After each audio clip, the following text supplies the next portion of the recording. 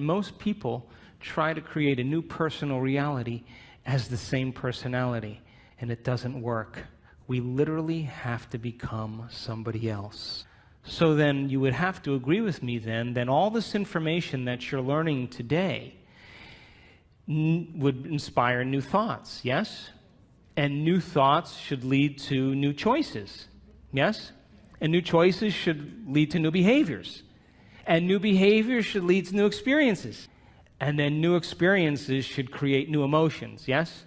And new emotions should inspire new thoughts, and that's called evolution, yes?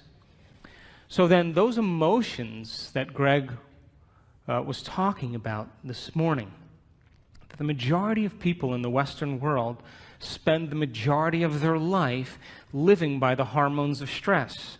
Now, stress is when your body's knocked out of homeostasis. The stress response is what your body innately does to return itself back to order. That's the first definition of resilience. Now, you have three types of stress. You have physical stress, like an injury, an accident, a fall, a trauma. You have chemical stress, like viruses and bacteria and blood sugar levels and heavy metals and hormones and foods and hangovers. And then you have emotional stress, right? Traffic jams and internet connections and second mortgages and single parenting and 401ks. And each one of those things knocks your brain and body out of balance. And all organisms in nature can tolerate short-term stress. If the deer gets chased by a pack of coyotes, if the deer outruns the coyotes, 15 minutes later it goes back to grazing and the stress is over. Human beings are different. We can turn on the stress response just by thought alone.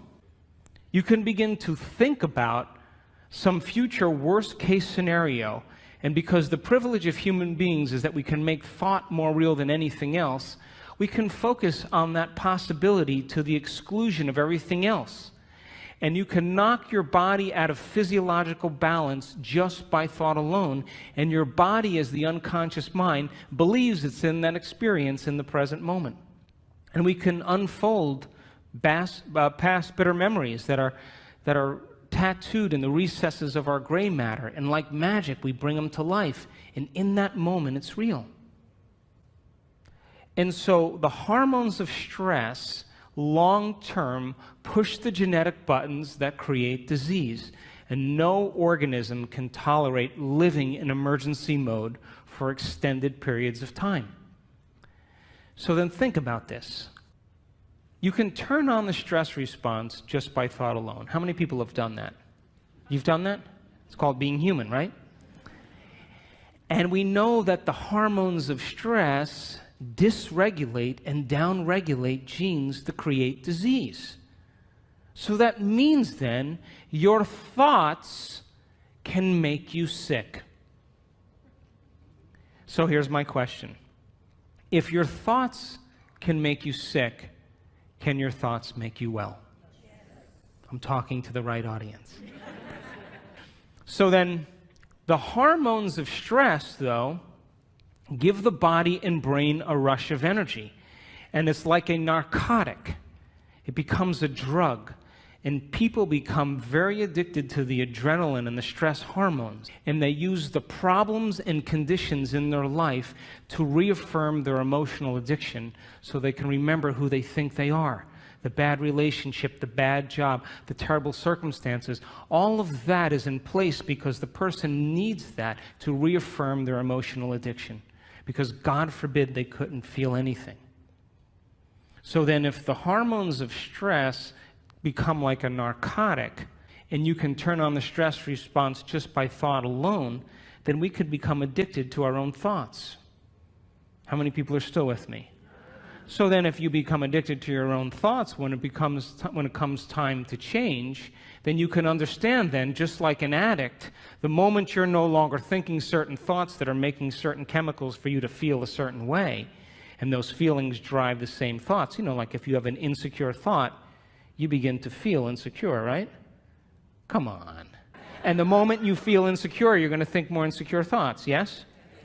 And if you keep doing that for 20 or 30 years, it's going to feel pretty familiar, yeah?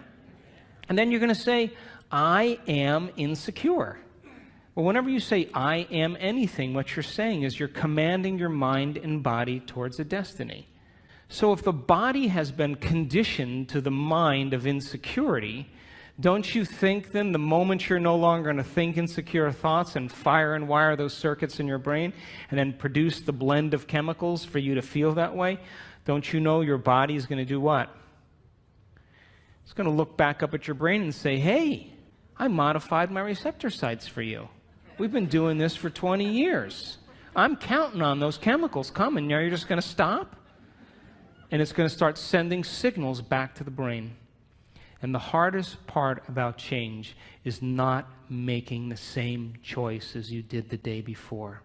And so these people understood that their 20 years of hatred, or their 30 years of anger, or their 15 years of fear or insecurity was the very reason that they were sick.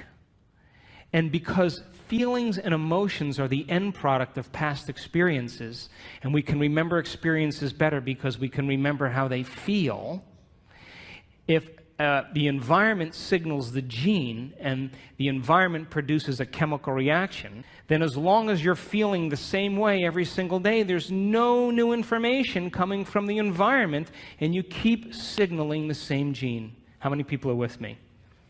So then the emotions of anger and aggression and hurt and hostility and hatred and prejudice and fear and anxiety and insecurity and hopelessness and powerlessness and depression, guilt and shame, those are all familiar emotions to us because we've experienced the events correlated with them. How many people are still with me? And it's those emotions that are derived from the hormones of stress. And if you keep knocking your body out of balance, that imbalance becomes the new balance, and you're headed for some type of disease. And these people began to realize that they had to change that. And when we react to something or someone in our life, there's always a change in our chemical state. We're altered in some way. And if you don't know how to control your emotional reaction to that event in your life, and that chemical refractory period continues for hours or days, that's called a mood. What's wrong with you? I'm in a mood. Oh, really? Why? Thought you'd never ask.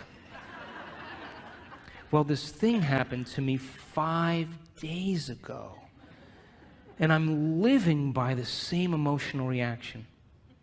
Now, if you keep that refractory period going on for weeks or months, that's called a temperament. Why is he so angry? I don't know. Why are you so angry? Well, this experience happened to me 9 months ago, and I'm living by the same emotional reaction. One long refractory period. And if you keep it going on for years on end, that's called a personality trait. And most people wear their emotions layer by layer, and they believe that's who they are. And there was an article in Scientific American just 2 months ago that scientists said that 50% of what you say about your past is not true. Because you're not the same person. You make up stuff. And so then, if feelings and emotions are the end product of past experiences, now stay with me. Did Greg say we need to think differently? Yes? So how many people in this audience believe that the way you think has something to do with your life? You do, yes? Okay, so feelings and emotions are the end product of past experiences, yes? You can remember experiences better because you can remember how they feel, yes? So then, if you can't think greater than how you feel, or feelings have become the means of thinking, are you thinking in the future or are you thinking in the past? And as long as you're thinking in the past, what are you creating more of? Quantum model of reality still applies. And so, if you're feeling the same way every single day, then according to our biological model, it means nothing new is happening in your life. Is that right? Because how many potentials exist in the quantum field? How many? So with every new experience, there should be a pretty good emotion, right? You should feel overjoyed or in awe and wonder. or excited or inspired or in gratitude or appreciation, an elevated emotion. But living by those same familiar emotions means nothing new is happening in your life, and the body as the unconscious mind, as long as we're living in the same familiar feelings, is believing it's in the same past experience 24 hours a day, 7 days a week, 365 days a year. And if the body's become the mind of that emotion, then the body literally is living in the past. And we can't create a new future holding on to the emotions of the past. So these people began to realize that no one or nothing was worth it, and that the hormones of stress endorse the ego for us to become selfish. Because when an animal is threatened by something in its external environment, the job of the organism in emergency and survival is to take care of the self. And we identify the self as a body in the environment and in time. When the zebra is being chased by the lion, she's only concerned about three things. Her body, like I better take care of this, so I better put my attention on it. The environment, where am I going to go? And how much time do I have to get there? And when you and I live by the cocktail of those stress hormones, we obsess about our bodies, our hairstyle, our face, our weight, our problems, things in our environment, things we have, things we don't have, and we obsess about time. But that's not who you are. Because as long as you're living by the hormones of stress, you're living as a materialist, because the hormones of stress cause us to believe that the outer world is more real than the inner world. And those hormones absolutely make us feel separate from possibility. Why? Because when you're being chased by a lion, it's not time to create. It's not time to trust. It's not time to learn. It's time for emergency. So the majority of people in the Western world spend the majority of their time preparing themselves for the worst case scenario and protecting themselves from it. They're basically trying to predict the future from the past. And when we get it right, you know what we say, right? You need to hang out with me. See how smart I am? But what happens when it doesn't happen? That's called anxiety. That's called neurosis. It's called insomnia. And so when we live by the hormones of stress and we're defining reality by our senses, we become materialists because we feel separate from possibility, and all of our attention goes on our bodies, the environment, and time. Another way to say that is, from a quantum perspective, the atom is 99.9999% energy and information, and we're putting all of our attention on the particle, and we're missing out on possibility. And so these people had to hit a point of crisis where they finally started taking their attention off their outer world and started to ask themselves some bigger questions. Who am I? What is a greater expression of myself? What would I have to change to be happy? Who in history do I admire that I want to be like? And they began to contemplate and speculate and rehearse who they were going to be if they got better.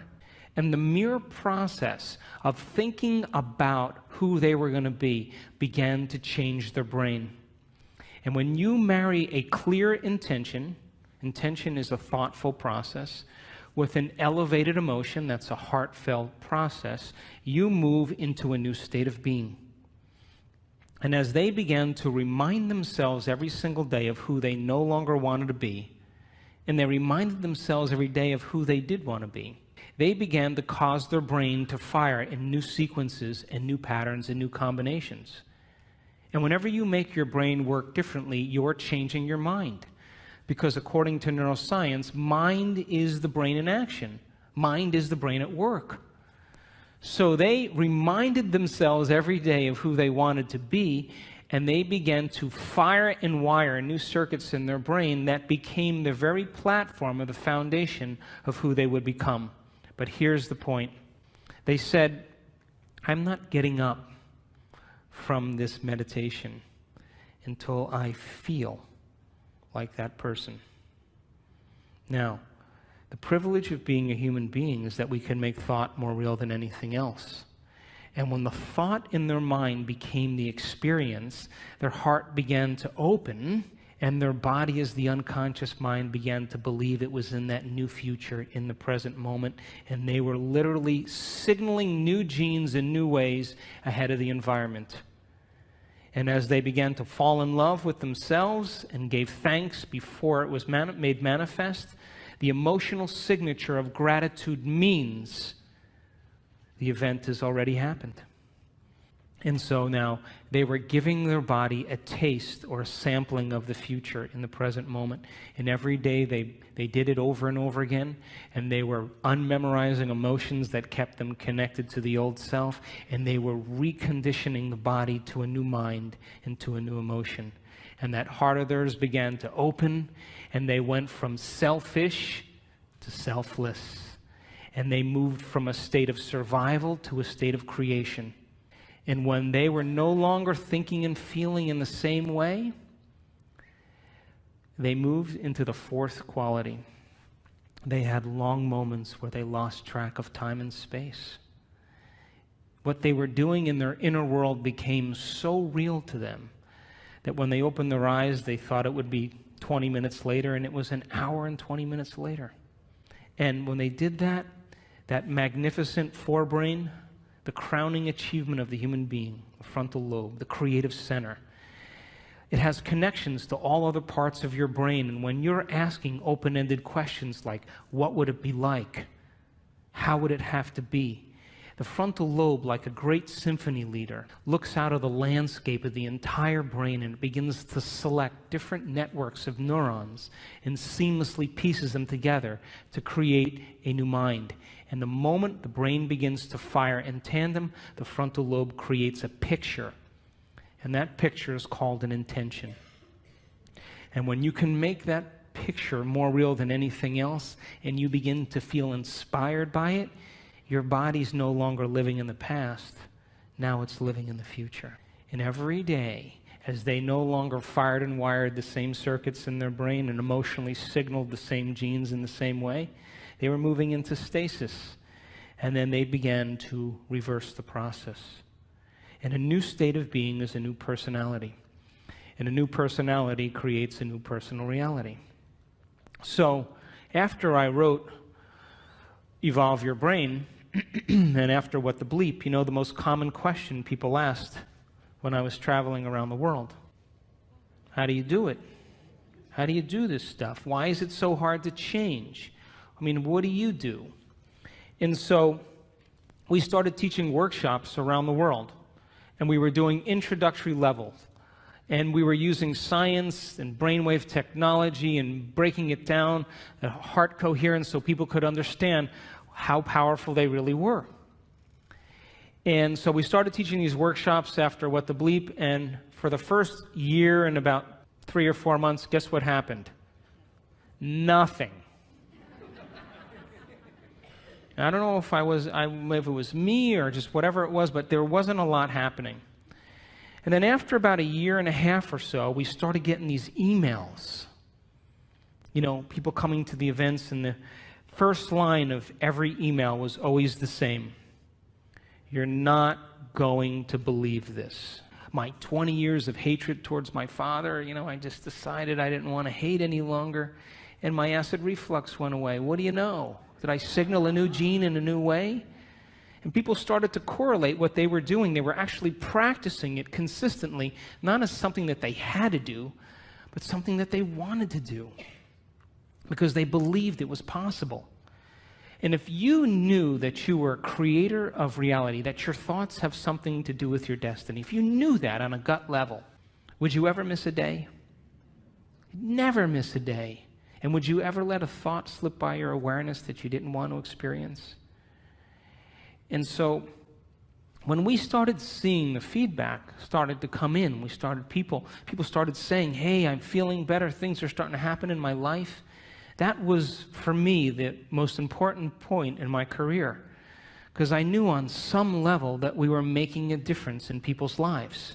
And so people around the world started sending in these wonderful emails, and I just was doing these level 1 intensive workshops, and then after I'd finish the workshop, people would say, can we do another one? I'd be like, okay, we'll do another one. So we did like these level 2s, and then after level 2, someone said, can you do a level 3? And I said, okay, we'll do a level 3. Then after level 3, someone said, can you do another one? I said, I don't think I know anything else. But we kept doing them. I kept learning, and we were in Seattle a couple years ago, and we did a progressive workshop. And there was a lady with MS whose wheelchair, her motorized wheelchair, broke down. And she came anyway. And by the end of that event, she was walking across the room, unassisted, with no limp, and the motor functions in her leg came back. Now, I have to tell you, I was more surprised than anybody. Because now I knew that we were signaling new genes in new ways in real time. That, I mean, we could talk about genes forever, but your genes are a library of potential. They're a library of possibility. They're a parts list. And when you begin to do something differently, when you begin to think something differently, when you begin to experience something differently, when you begin to emotionally embrace something differently, you're literally changing your genetic expression. And when you turn on new genes or activate new genes, those genes turn on to make new proteins.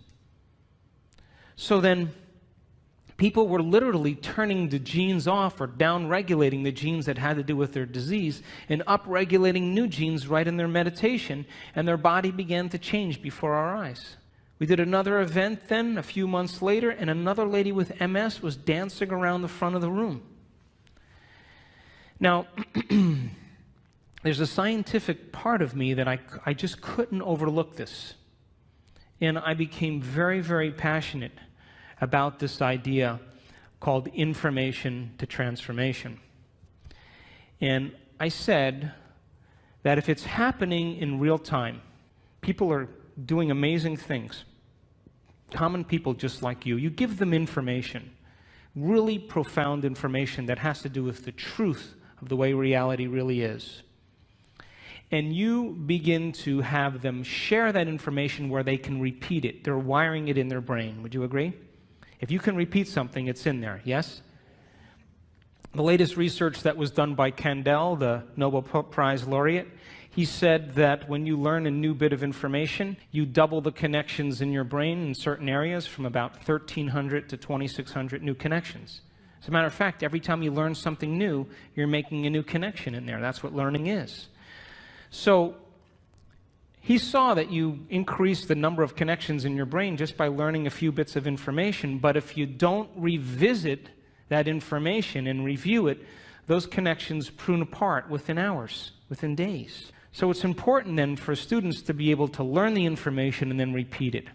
And then that information, then there should be some instruction, and to demystify it so that they can understand that they can have a new experience.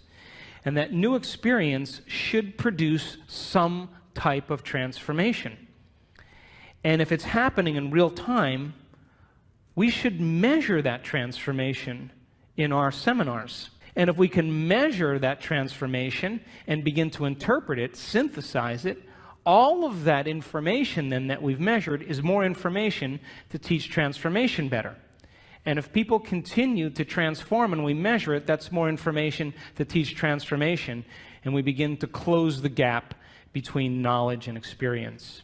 How many people are with me? So this year, in February, we did our first advanced workshop, and we had people from all over the world come, and it was in Carefree, Arizona. And I brought in a team of technicians and neuroscientists, and we brought in a physicist from St. Petersburg, and I wanted to begin to measure transformation. And we measured the energy field of the room, because everybody says, oh, wow, the energy was really great in the room. Well, I wanted to see if there were physical changes taking place in the room. I wanted to measure the energy field around people's body. That if photons become excited and you begin to experience elevated emotions, emotions are just energy. And as Greg talked about, the coherence that's created from an elevated emotion broadcasts a signal into the field that is feet to meters wide. And then if we could measure all of those things and we can consistently have people retreat from their life for 4 days to no longer return back to the same environment that reminds them of who they think they are. So for 4 days, people retreated from their world. And we started at 6 in the morning, and we went till around 6 or 7 at night. And these people were passionate about transformation. And we recorded amazing things. And I'm going to show you some of those pictures after we take a break.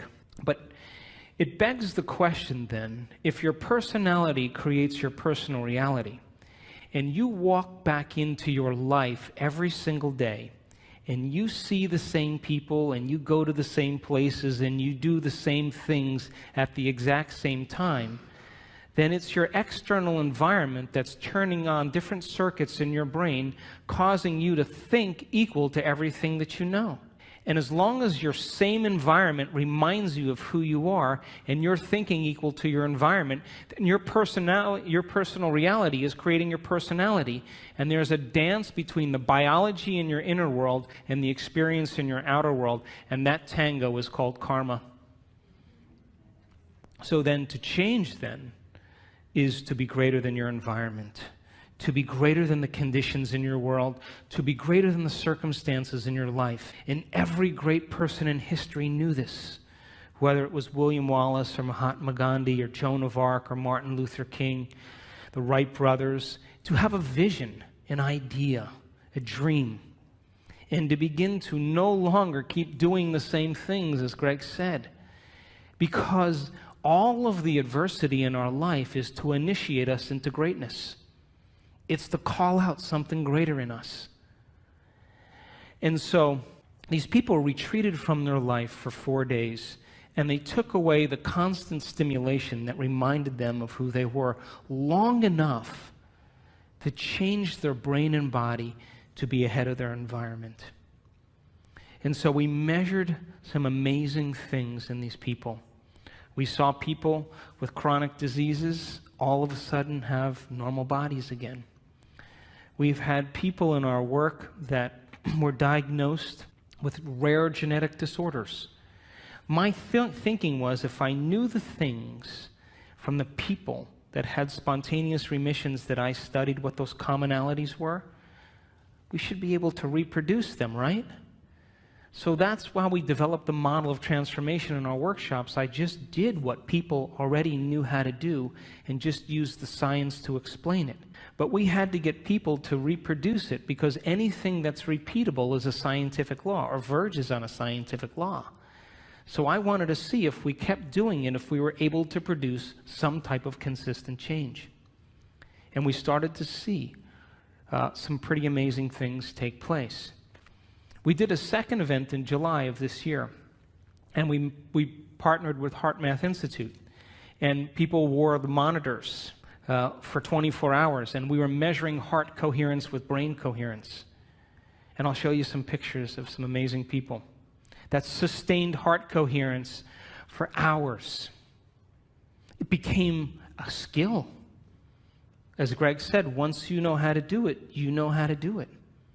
So when we live by the hormones of stress and all of the energy goes to these hormonal centers and away from the heart, of course the heart is going to be the first organ that's starved of energy.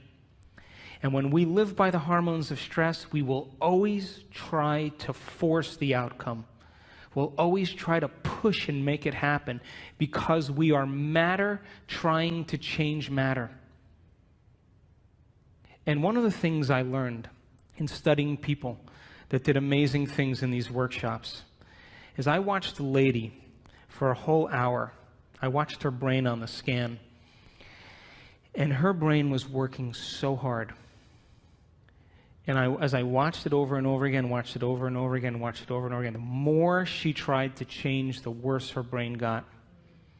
And I went up to her afterwards and I said, how was that for you? And she said, I had the worst meditation of my life. And something clicked in me in that moment, and I knew that most of us, we try to use our brain to change our brain. We try to use the ego to change the ego. We try to use the program to change the program, and it only endorses it. And in that moment, something clicked, and I knew that they had to become pure consciousness, that they had to get beyond their body, get beyond their environment, and get beyond time. Because when you become pure consciousness, and we have all the biological and neurological machinery to do this, by the way, you come preloaded with everything you need. You don't need anything else. That when you forget about yourself, when you become nobody, no one, no thing, nowhere, no time, and you become pure consciousness, a thought impossibility. The moment you are consciousness, now you have dominion over your body. Now you can change something in your environment, and now you can create some future time. And the moment we saw people become pure consciousness, and we will talk about that after the break, the brain naturally gets organized. The hormones of stress, when we are under the gun of the fight or flight nervous system, the brain and the heart move out of rhythm. It's like a group of people playing the drums all at the same time with no rhythm. It's noise. And that's what happens to the neural network in the heart and the neural networks in the brain. And they actually, if you saw the brain on a functional scan, it begins to compartmentalize. Different compartments of the brain are no longer communicating with each other because different communities are saying, hey, it's not a time to communicate now. There's a tiger on our back here. We got to run. And so the long-term effects of stress causes the brain to move into what's called high beta brainwave patterns, like driving your sports car in first gear. And different compartments of the brain no longer communicate with each other. And if you were to measure that on a brain scan, it's very erratic patterns. The moment you become pure consciousness, you forget about yourself. That's my definition of creation. The moment that happens, the brain goes, thank God he's out of the way. Now I can get organized again. The operator is finally gone for a few minutes. And we started in that event, in that February event, teaching people how to become pure consciousness. And when that happened, we saw their hearts get highly coherent. We saw their brains get highly coherent. And it's kind of an irony. If you want to change something about your body, you got to forget about your body. You want to change something, problem in your life, you got to forget about your life. You want to create some future time, you have to forget about time. And you have to become no face, no gender, no profession. You have to become pure consciousness.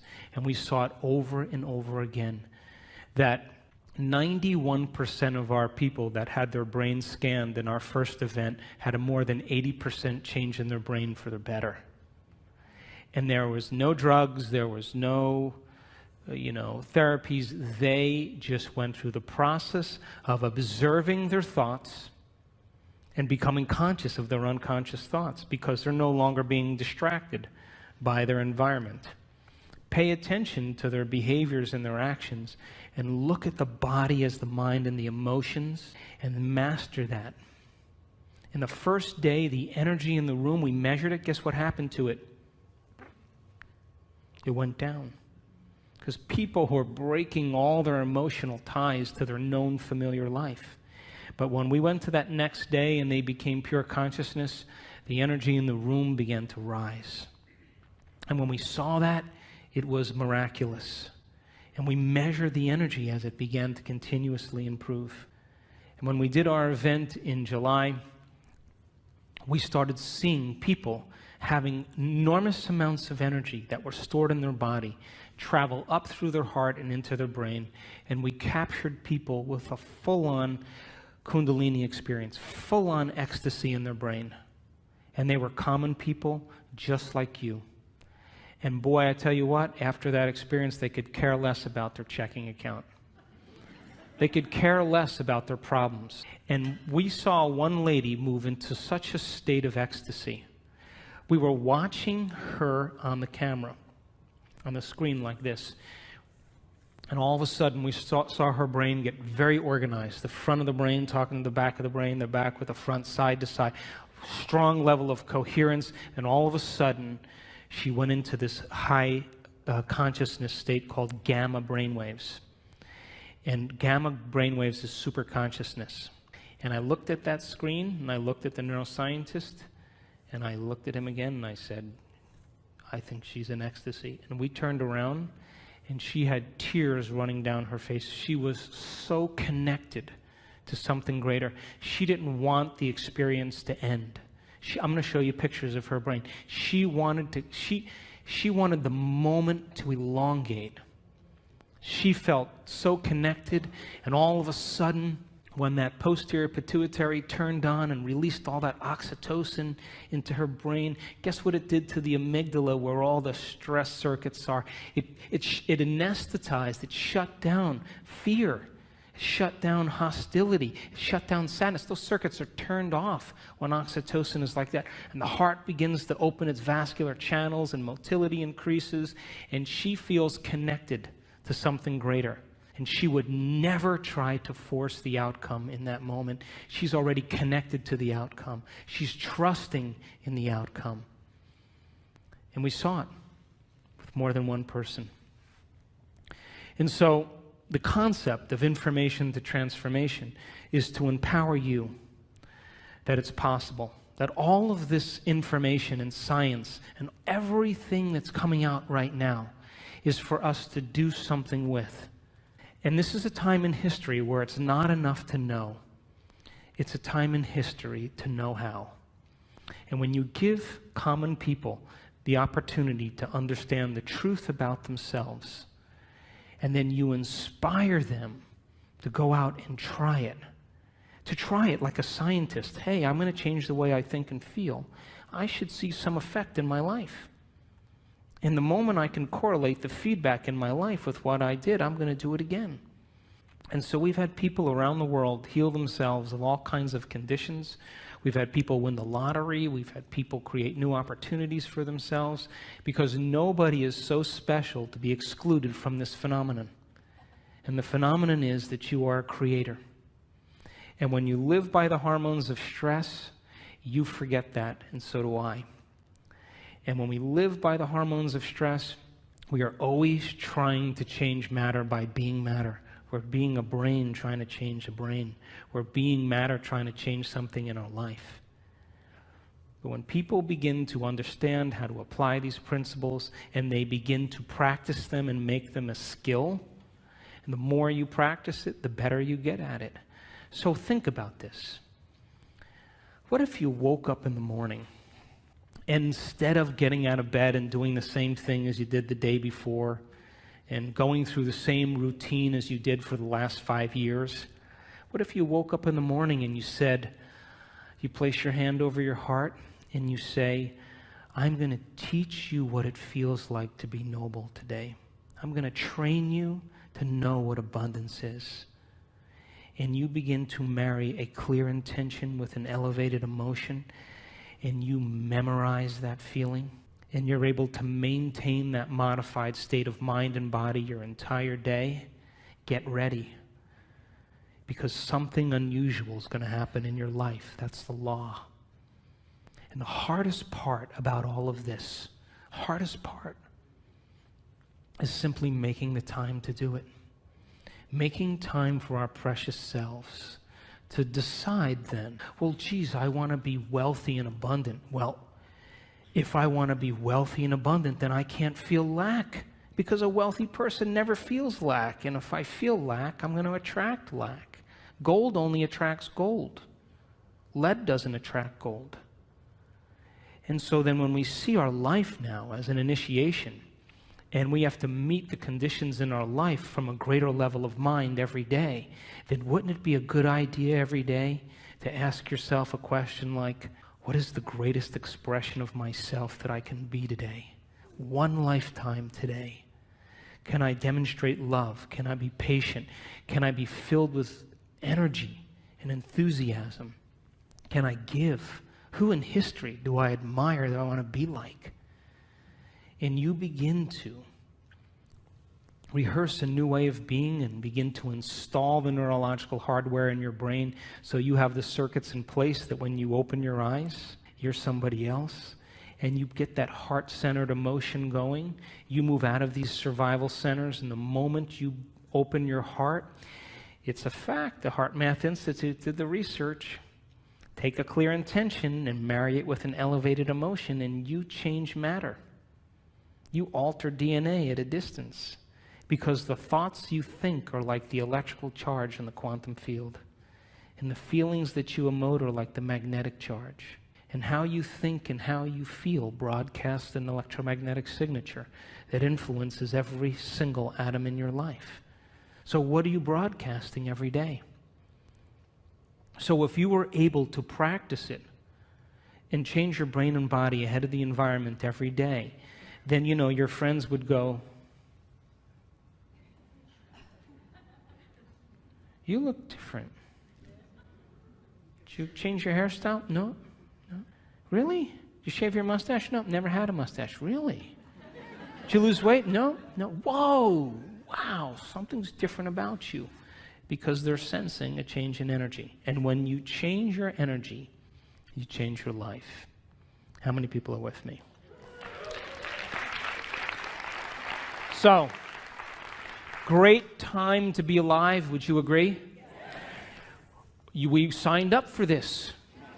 But listen, you can't stand up and in the name of spirituality say, "Hey, let's all live in gratitude," and get in your car and be like, "Hey, get out of the way," cut people off. What's that? That's like, eating a delicious, vegetarian organic breakfast and then spending the rest of your day eating junk food. That you have to lay down we have to lay down the very thing we used our whole life to get what we want for something greater to happen. And it means that all of the conditions in our outer world somehow reflect some aspect of us. And if you want peace in the world, you better not be arguing with your coworker. It doesn't work that way. And if you want to experience true fascination for life, make time for fascination. I was in Barcelona a little ways back, and I was invited to speak to the ministry of all the ministries in the government there, 17 different ministries. And they're in a crisis right now. And the one thing I didn't want to be was some know-it-all American, And I said, "How do you become supernatural?" You got to start doing what's unnatural. When there's a crisis and everybody is in lack, that's the time to give. When everybody else is in fear, that's the time to demonstrate courage. When everybody else is hostile and judging, that's the time to show compassion. And if we can continuously do over and over again what is so unnatural, sooner or later will become supernatural. Wouldn't you agree?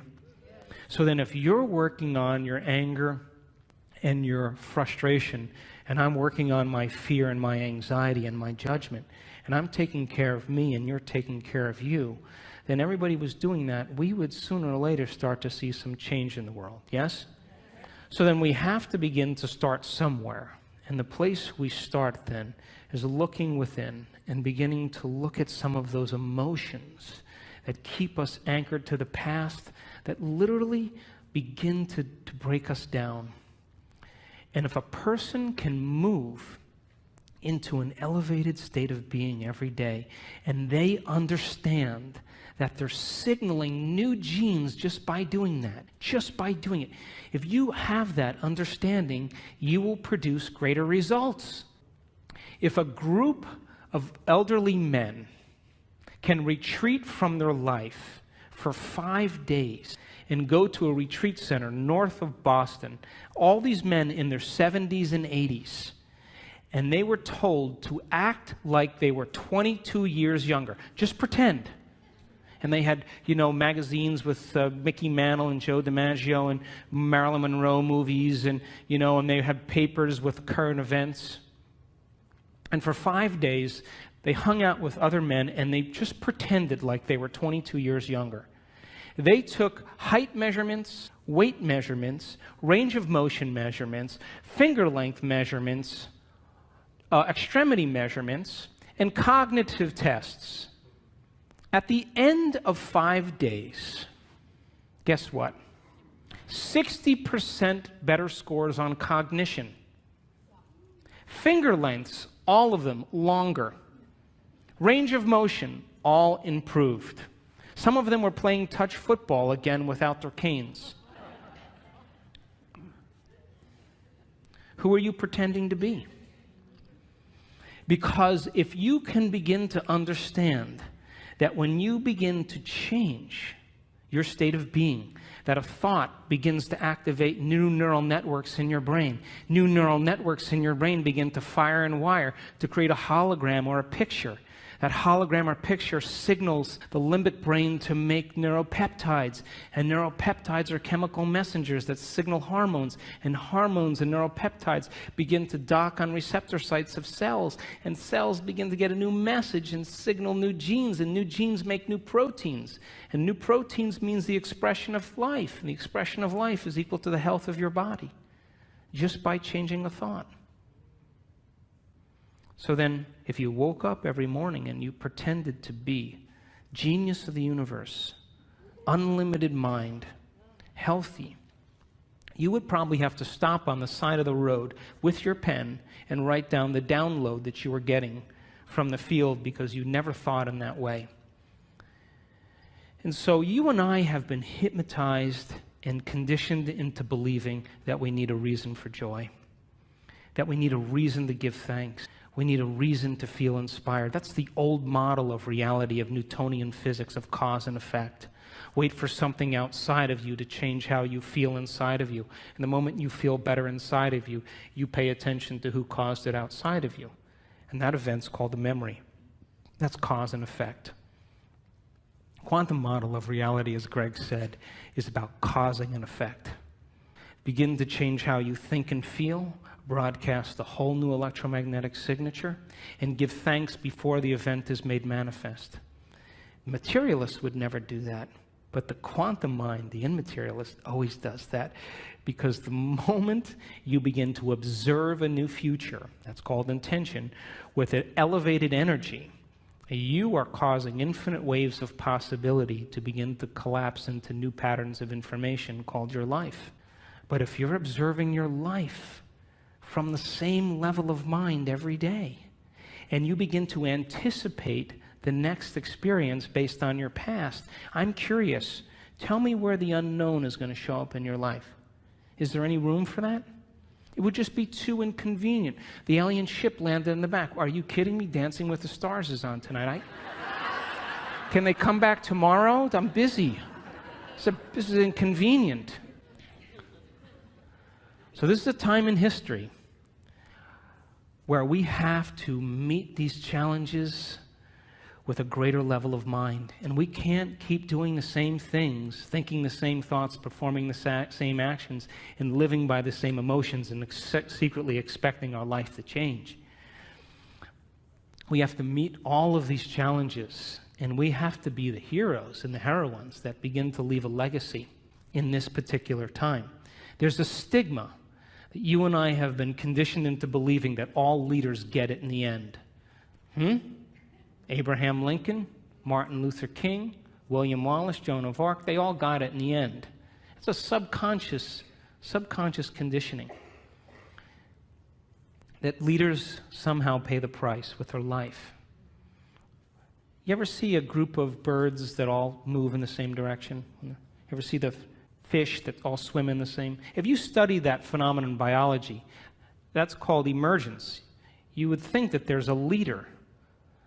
It's a top-down phenomenon. Turns out there's no leader. It's a bottom-up phenomenon. Everybody is leading. There's one mind, one consciousness. So you can't take out all leaders if everybody's leading now, could you? So this is a time in history where emergence is the model, that we have to lead by example. And all of this information is to empower you to understand that it's possible.